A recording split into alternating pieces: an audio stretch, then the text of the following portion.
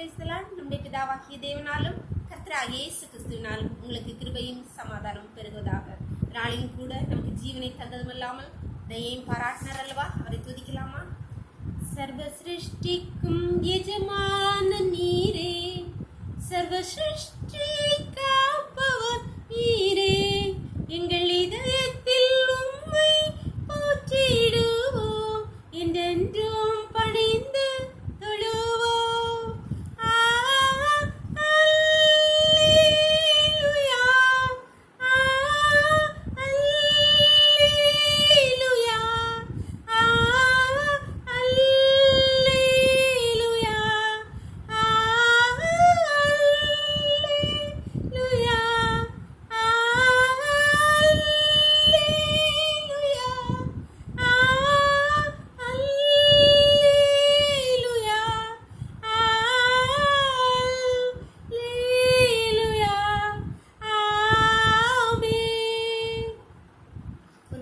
வாசிக்கலாமா? ஆதியாகமம் 3ஆம் அதிகாரம் வசனங்கள் 1 முதல் 6 வரை.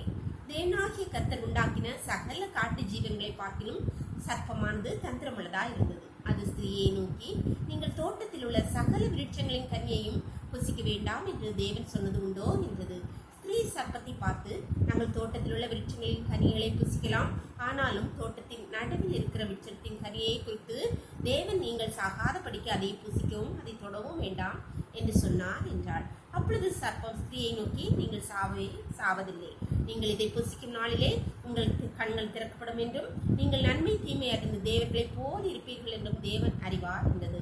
அப்பொழுது ஸ்திரீயானவள், அந்த விருட்சம் புசிப்புக்கு நல்லதும் பார்வைக்கு இன்பமும் புத்தியை தெளிவிக்கிறதற்கு இச்சிக்கப்படத்தக்க விருட்சமாய் இருக்கிறது என்று கண்டு அதன் கனியை பறித்து புசித்து தன் புருஷனுக்கும் கொடுத்தாள்.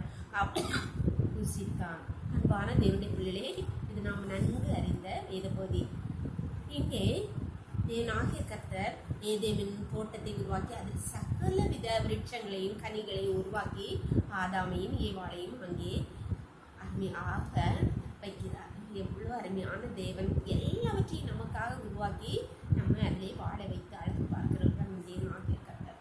இப்பொழுது சர்ப்பமானது ஸ்திரீனிடத்தில் வந்து ஏவாளிடத்தில் வந்து, தேவன் நீங்கள் எல்லா விருட்சத்தின் கனியை புசிக்கக்கூடாதுன்னு சொல்லிச்சோ அப்படின்னு கேட்குறேன். உடனே ஏவாள் சொல்கிறார், இல்லை எல்லா விருட்சத்தின் கனியையும் புசிக்கலாம், ஆனாலும் தோட்டத்தின் நடுவில் இருக்கிற விருட்சத்தின் கனியையும் அதை புசிக்க வேண்டாம் என்று தேவனாகிய கர்த்தர் சொல்லியிருக்கா. அதை புசிச்சா சாகவே சாவீர்கள் என்று. அப்பொழுது சாத்தான், நீங்கள் சாக மாட்டீங்க, நீங்கள் தேவர்களை போல் ஆவீர்கள் அப்படின்னு சொன்னார்.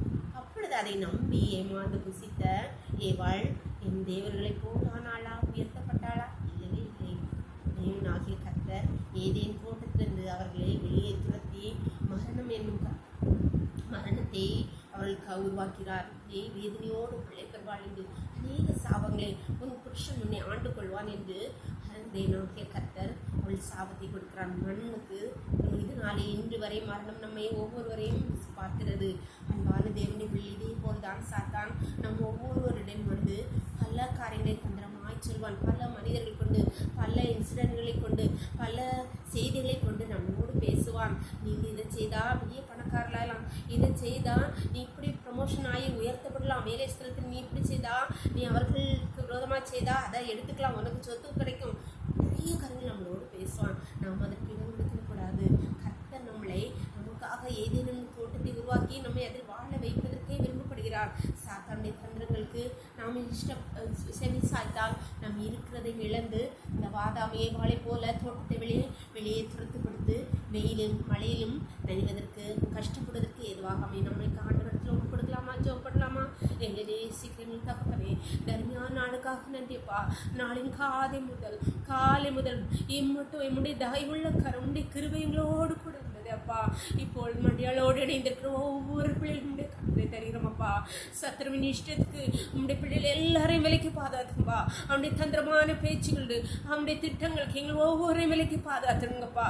ஆண்டவரே அப்பா, நீர் எங்களுக்கு கண்டு வைத்திருக்கிற சகல விருட்சங்களும் நிறைந்த சகல கனிமரங்களும் நிறைந்த ஏதேன் தோட்டத்தில் உம்மோடு கூட நாங்கள் வாழும்படியால் அந்த வாக்கியத்தை எங்கள் ஒவ்வொருக்கும் தந்துருவீராகப்பா.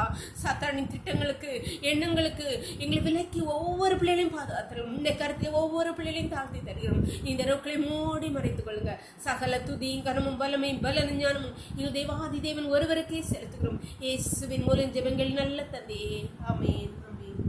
God bless you. கர்த்தர் உங்களை ஆசீர்வதிப்பாராக.